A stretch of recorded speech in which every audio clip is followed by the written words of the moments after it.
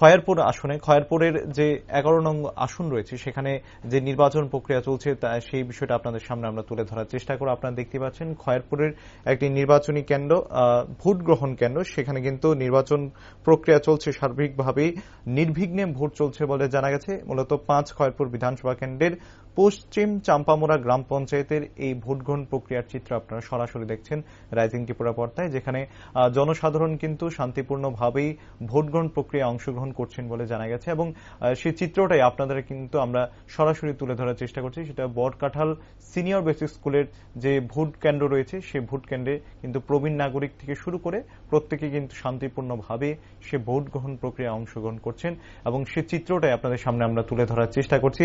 এবার আমরা আপনাদেরকে শোনানোর চেষ্টা করব সেই যারা ভোট কেন্দ্রে এসেছেন ভোটদাতা তাদের কি মতামত রয়েছে এই সার্বিক পরিবেশ এবং পরিস্থিতি এবং ভোট কেন্দ্রের ব্যবস্থাপনা নিয়ে তাদের কি প্রতিক্রিয়া রয়েছে আপনাদেরকে একবার শোনাবো। কিছুদিন আগে লোকসভা ভোট গেল, আজকে পঞ্চায়েত ভোট, মানে কেমন লাগছে? খুব ভালো। আজকে কাজে যাবেন? মানে ভোট দিয়ে যাবেন? ধন্যবাদ। ভোট দিতে নাইছেন? বয়স কত আপনার? 80 বছর। আচ্ছা, সকালে এসেছেন না কেন? শরীর ভালো তো আপনার? আচ্ছা, আপনার নাম কি? 80 বছর। ভোট তো অনেক বছর দিতেছেন, আজকে তো ভোট অনেকে হেল্প করতেছে, আপনি দেখলাম, কেমন লাগতেছে?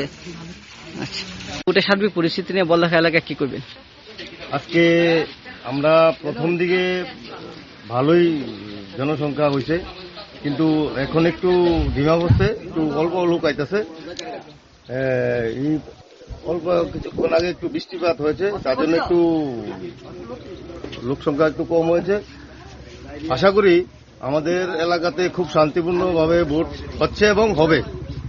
আমরা আমরা এলাকাবাসী হিসাবে এটুকু আশা রাখি যে আমাদের এখানে সকাল থেকে হচ্ছে শান্তিপূর্ণভাবে, আদৌ হবে।